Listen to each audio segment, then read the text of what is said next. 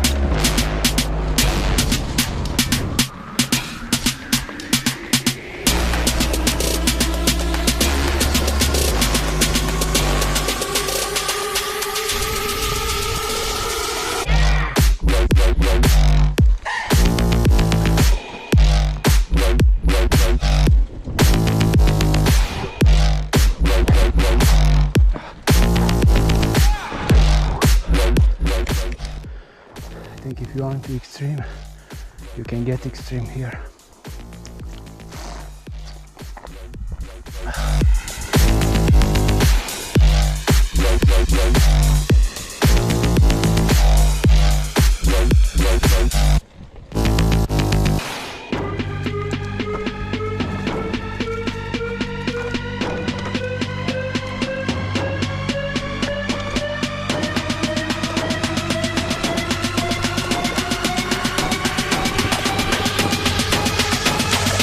Drop it.